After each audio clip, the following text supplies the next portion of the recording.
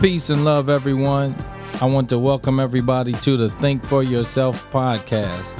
This is the podcast that will challenge you to reconsider many things that you've accepted as true, and it will empower listeners to regain control of your own thought process.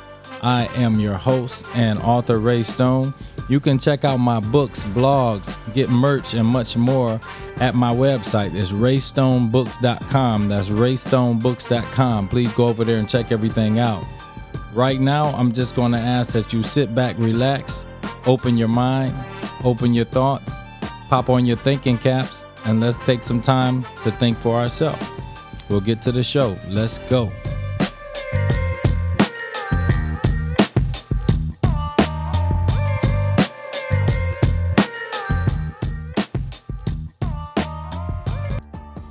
Peace and welcome back to the Think for Yourself podcast. This pod will be arranged in the order of my books. Therefore, season 1 will be based off my first and still most popular book, Eat Like You Give a Damn by Ray Stone. Remember, that is available at raystonebooks.com along with my other works. It's a classic. It should have went triple like Jay-Z once said. The book was originally released in 2007. In 2011, it was fully revised and revised again in 2020. And that 2020 revision is the one that's on sale at raystonebooks.com. It's an amazing book. It has recipes. It's a complete guide to changing your lifestyle. And I'll let you discover and uncover more of it is through this first season of this podcast, okay? The book and the messages have aged and matured very well. One more thing before we start, I just want to express my sincere gratitude to all of you for listening and being an audience. This podcast is therapeutic for me on a lot of levels, and it gives me a chance to express myself in a much needed way. So I appreciate having the ear, having the audience, and the outlet. As we get more acquainted, I plan to share more about my journey, my transition through life, and even be more personal about my mental struggles and my issues with mental health and self-awareness and self-confidence and these things.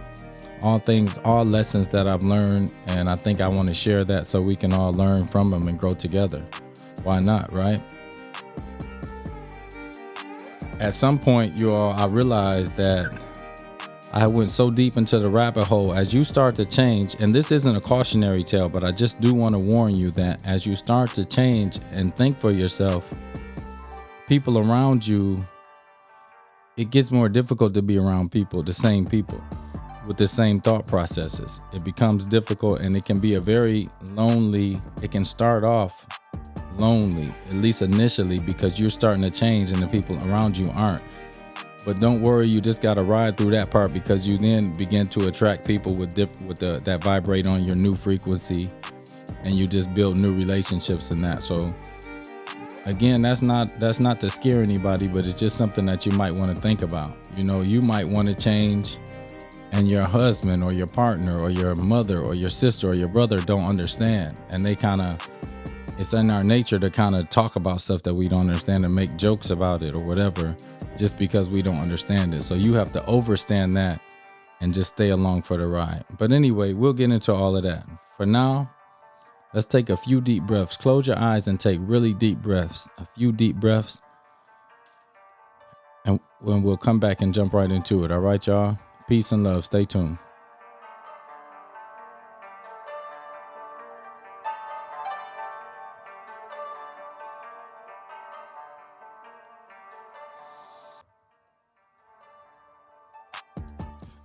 All right, welcome back, y'all, and welcome to the show, episode 1, Think for Yourself podcast. This podcast is entitled The Baby, the Chicken, and the Apple. The Baby, the Chicken, and the Apple. This is actually a chapter from Eat Like You Give a Damn, from the new revision of Eat Like You Give a Damn. And it's one of my favorite chapters, but it's going to step on some toes, and it's going to force you to think for yourself. So that's what the show is all about. So with no further ado, let's get to it. So The Baby, the Chicken, and the Apple is based on the premise that eating meat and animals is against human nature. But that's the premise that this chapter talks about. And in large part, Eat Like You Give a Damn talks about many ways that this is true. although it's not suggestive or forceful, it allows people to, we believe in free will. I believe in free will. So it's about making your own decisions, but I want to just give you some food for thought as you make those decisions. Okay. I'm going to have to ask you to use your imagination. So let's imagine that civilization had started over. Civilization is somehow the big reset button was pushed. There was an ice age, whatever. The zombie, one of those seasons of Walking Dead has finally come true.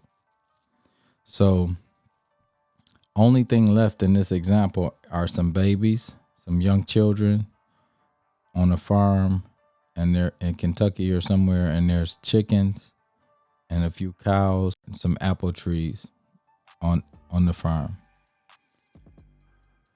No adults, nobody to teach the children anything. So instinctively, the child would be hungry because this is human nature. The child would be hungry. So the premise of this chapter says the child would find an apple on the ground and they would eat that apple, right? They would eat the apple out of curiosity, and it would be juicy and delicious, and in their mind it would be established as food. So from then on, they would recognize that apple as food. Whenever they saw apple, they think, oh, let's eat one of those, it's delicious.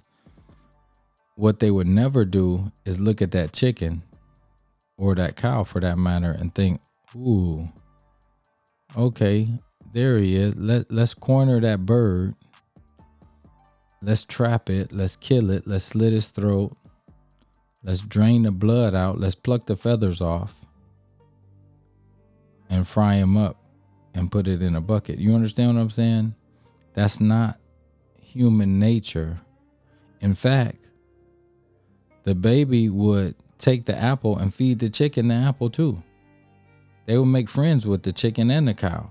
Maybe, I don't know if they want to get too close to that big cow, but the chicken they would make friends with, because that is actually human nature. That would be a human acting totally in our nature. To take it a step further, if there were some kittens on that farm, let's imagine. No cats, but just the kittens survive. Just baby kittens on the farm. Well, nobody would have to teach those kittens how to hunt or what to eat. Those kittens, from their natural instincts, they know how to crouch down and get low into the grass and hide and pounce on a mouse or a bird or a chicken or whatever they're going to eat. They have claws and fangs, and they can bite right into that, and they don't need a stove, and they don't need to be taught how to follow their instincts, because that would be the carnivores, or as a carnivore, that would be their instincts. But that's not our instinct as a human being. And when we're talking about being healthy, the first thing that we have to do is start living within our nature. That would be the first step to it, right? Now it's natural for us to just go get a number 2 at the drive-thru, right? Because they've made this our nature, but that's not human nature. So that's the first major thing I want you to think about, that how eating an animal is not really in the human nature. We could say the same thing about the eggs. Well, the chicken would lay the eggs. Well, the baby would never look at those eggs that just came out of a chicken's ass and think, oh, breakfast. I'll scramble up a couple of those. That's not natural. That's not what we would do naturally. But because we live around 100 Denny's and Waffle Houses, and this has become ingrained in our everyday pattern socially, that eggs are breakfast. It's like this stuff is programmed inside of us. So what I need you to do is take some time just to think for yourself about that, about the programming and deprogramming yourself. I've never had anybody refute this in an argument either. This is one that I would always say in arguments, but you know how arguments are. People can talk around stuff and kids keep yelling or whatever. So nobody really. So in the comments, I welcome anybody that has something to say about this or disputes this principle in any way. Do you think that children would corner the bird and eat the bird as they got older? And we will talk about this later. So I'm going to stick a pin right there. You know what I'm going to do is give you some time to think. I'm going to stick a pin in that right there. But think about that. The baby, the chicken, and the apple. think about your children as young children. It's not in their nature to even think about killing and eating that animal. It's much more their nature to try to make a pet out of it, because that's what human nature is about. And so we're going to continue on these. We're going to continue down this path. Make sure you stay tuned, because the episodes kind of accumulate. So we're going to remember everything that we learned so far, and remember all of this is available in this wonderful book, Eat Like You Give a Damn, Ray Stone. Please check it out at raystonebooks.com, and we'll be right back with more.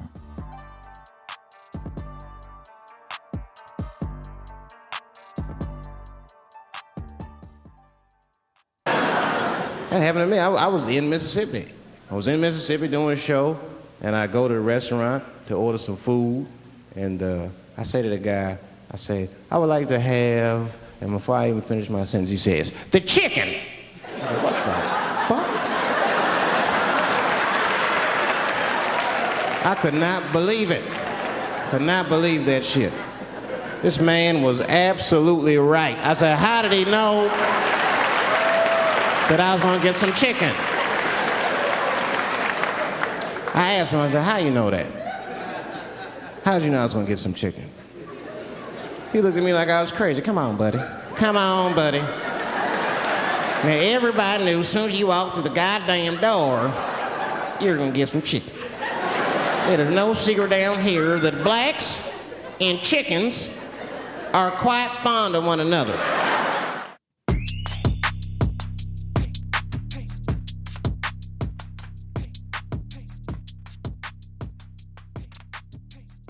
All right, y'all. So check this out. Y'all remember that Dave Chappelle skit? I listened to the way he says how black people, quote unquote, we all know chicken, watermelon, how they say about black people, but I think about that and I go back to the baby, the chicken and apple, and how we've been so conditioned. It's probably the proper word. We've been conditioned to like chicken and love chicken and think it's juicy and delicious even before we even knew what it was. If I had a live chicken, like a box of live chickens flapping around live, ready to go, fresh chickens off the farm, and I brought them to my people's house, knocked on the door, and I got these chickens, and, like we got fresh chicken, the freshest you can get. They would be scared as heck. Like, get that chicken up out of here. Get that bird out of here. What is this thing? It's like dirty. It's, you know what I'm saying? People don't love that bird.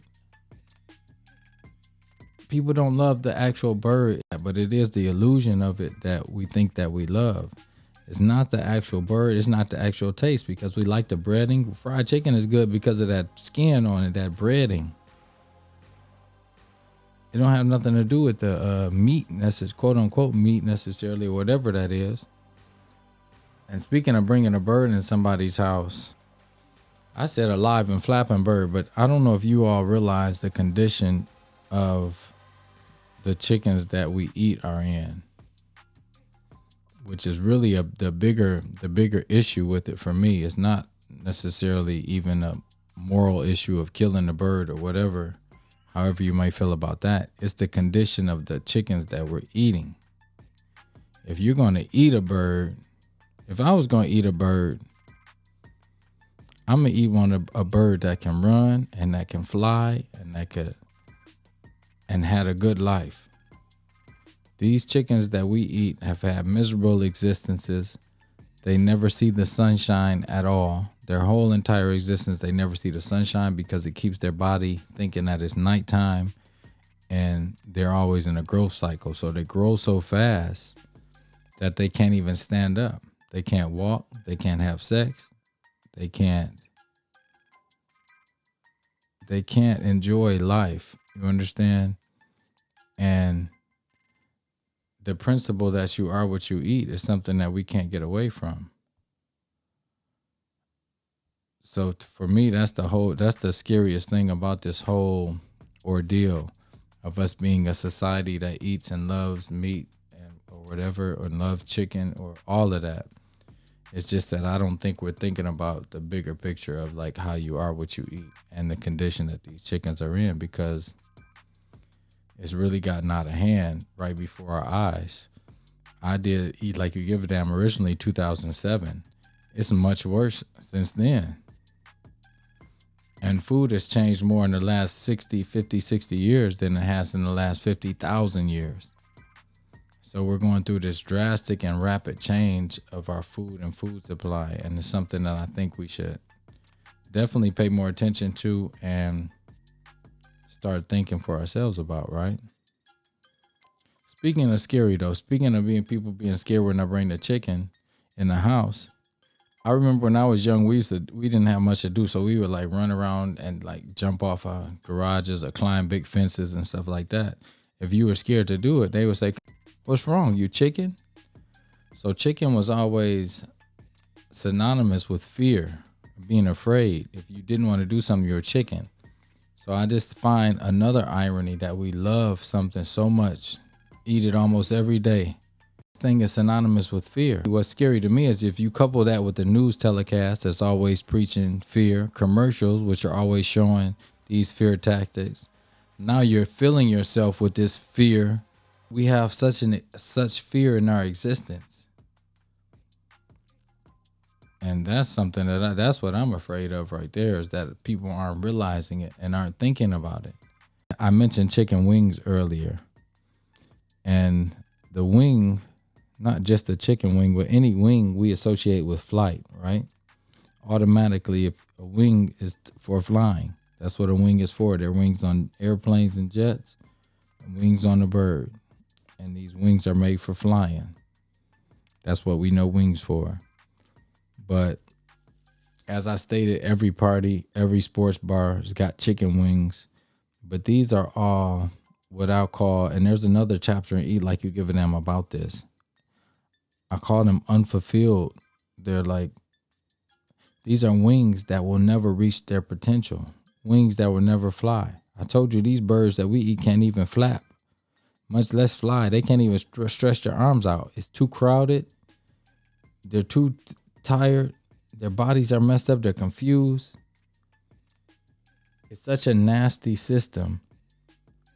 But most importantly, these are wings and legs that we eat all the time, constantly almost, that will never reach their potential.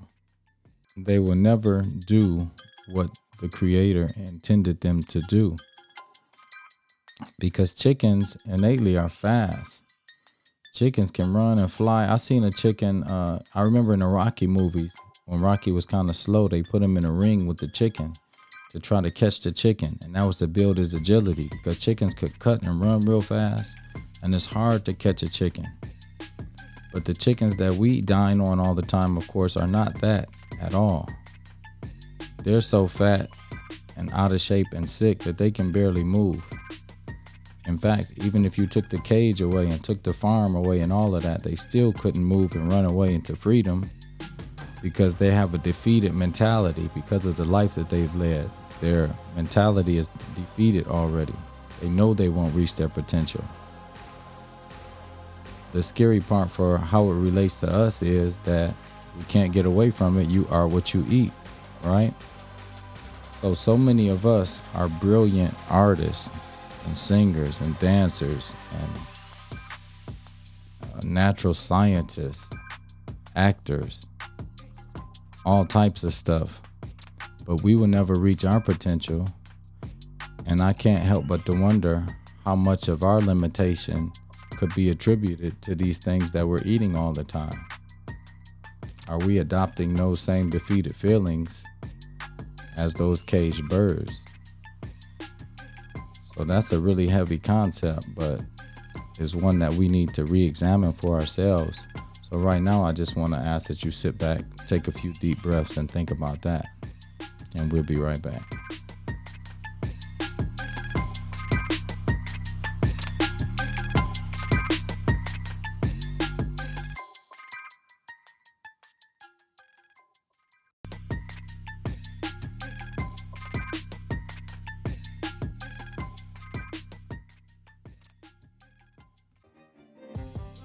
Yes, and welcome back to the show.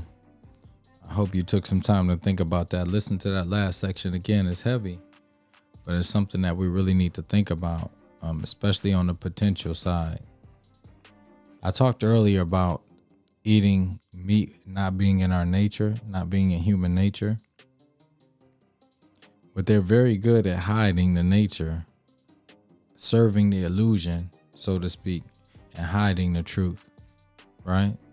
This is America in a nutshell. They give you this illusion, but behind the curtain is this Wizard of Oz that's really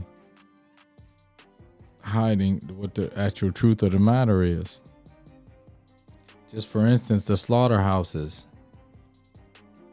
If you took children, these same children I mentioned in the open, let's say we didn't have to say the world started over this time.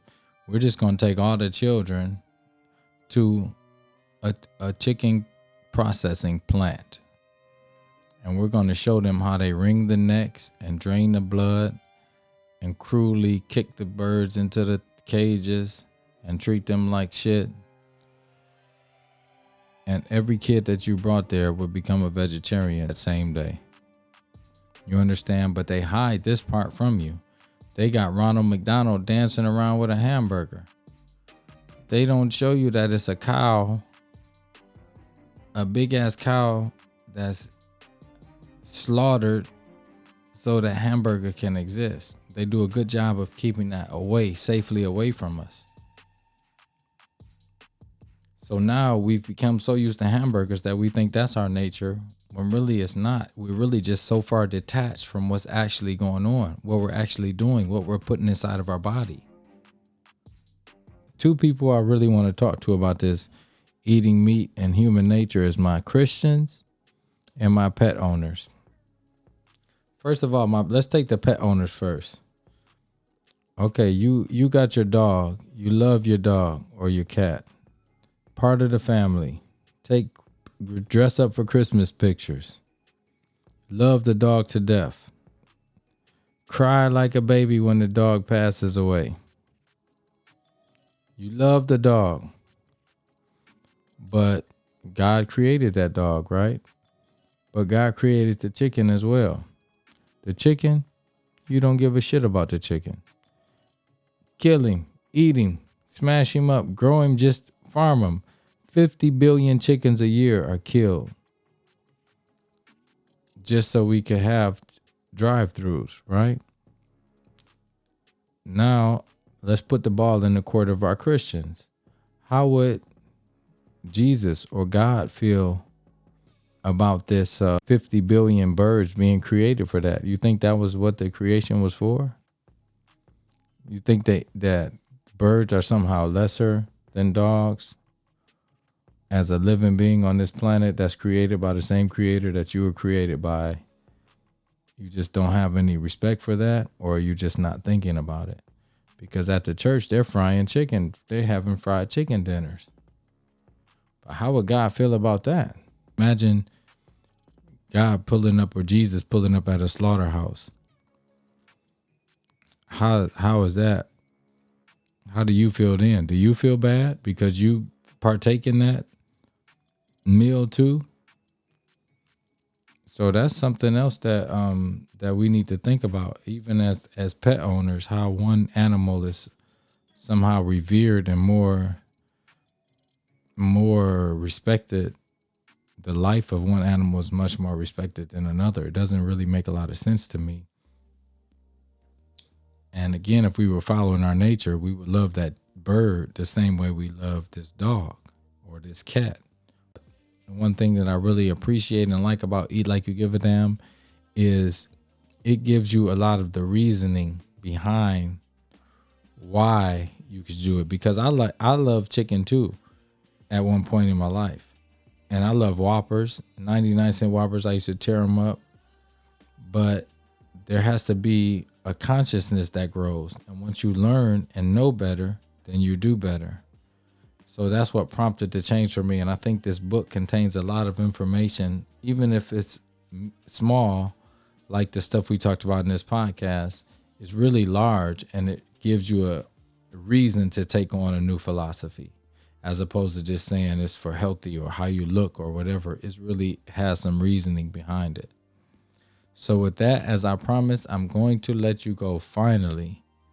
and call it an episode. Thank you once again for tuning in.